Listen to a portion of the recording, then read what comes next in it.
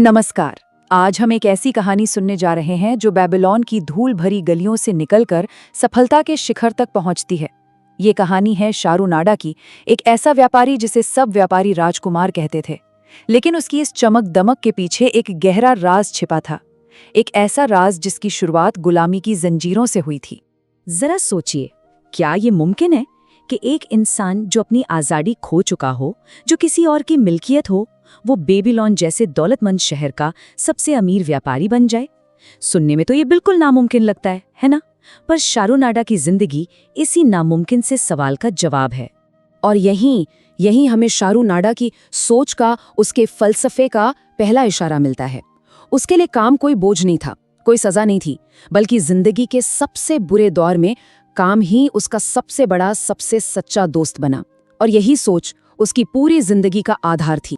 तो कहानी की शुरुआत होती है एक कारवां से, जिसे लीड कर रहे हैं एक कामयाब व्यापारी शारूनाडा। उनके साथ एक नौजवान भी है, हदन गुला। वो बहुत निराश है। उसे लगता है कि दुनिया में सारी बुरी किस्मत उसी के हिस्से आई है।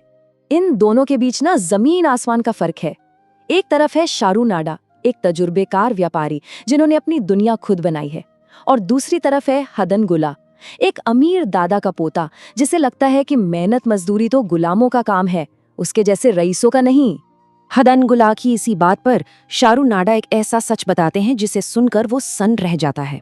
शारू बताता है कि वो खुद कभी एक गुलाम था, और ये उसकी अपनी गलती की वजह से नहीं हुआ ये कि उसके भाई ने गुस्से में अपने दोस्त की जान ले ली, और उस खून का कर्ज चुकाने के लिए शारूनाडा को बेच दिया गया। और बस यहीं से शारू की जिंदगी एक बिल्कुल नया मोड़ लेती है। उसे नाना नाइद नाम के एक बेकर के हाथों बेच दिया जाता है। सोचिए, किसी के लिए भी ये जिंदगी का सबसे बुरा पल हो सकता था, पर शारू ने इसमें निराशा नहीं, एक मौका देखा। ज्यादातर लोग ऐसी हालत में अपनी किस्मत को कोसते है ना, पर शारू ने ऐसा नहीं किया। उसने इस नई जिंदगी को एक नई शुरुआत की तरह अपनाया। अब वो एक बेकर का असिस्टेंट था, और उसने ठान लिया कि वो ये काम भी पूरी ईमानदारी और लगन से करेगा। शारू ने सचमुच खुद को काम में डुबो दिया। जौ पीसने से लेकर तंदूर की आग जलाने और शहद के केक बनाने तक उसने हर चीज सीख ली। और वो सिर्फ केक नहीं बना रहा था, वो बेबीलोन के सबसे अच्छे शहद के केक बना रहा था। और जब वो लोगों को वो केक बेचता था तो उसका जोश, उसका उत्साह देखने लायक होता था। और कहते हैं ना कि जब आप किसी काम को दिल से करते हैं तो आपकी मेहनत शोर मचाती है। शारू के इसी जोश ने एक ऐसे शख्स का ध्यान अपनी ओर खींचा जो उसकी दुनिया बदलने वाला था, और वो शख्स कोई और नहीं बल्कि अरदगुला थे, हदन गुला के दादा।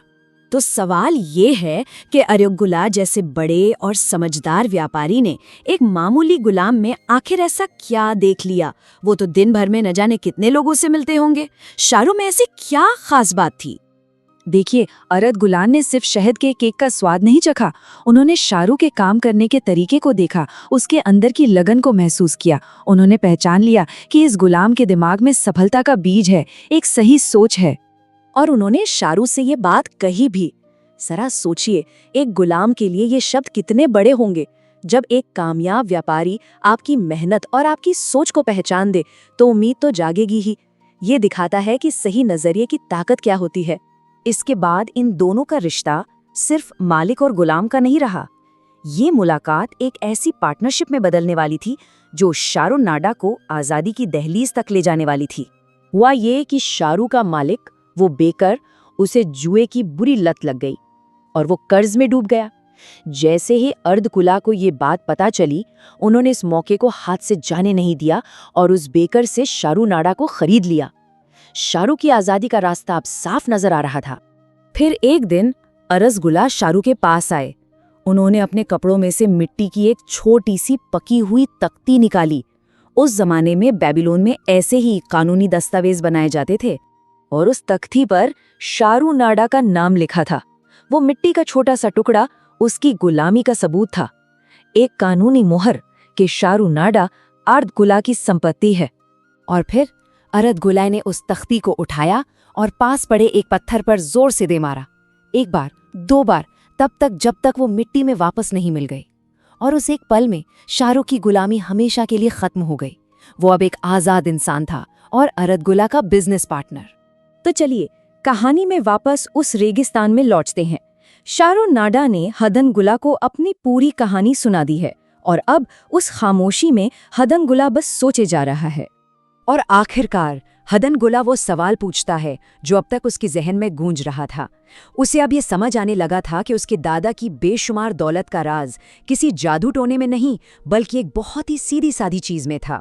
शारुनाडा का जवाब बहुत साफ और गहरा था। उसने कहा, जब से मैंने उन्हें जाना है उनका बस यही एक राज था। अरदगुला को अपने काम से प्यार था और यही प्यार, यही लगन उनकी कामयाबी की बुनियाद थी।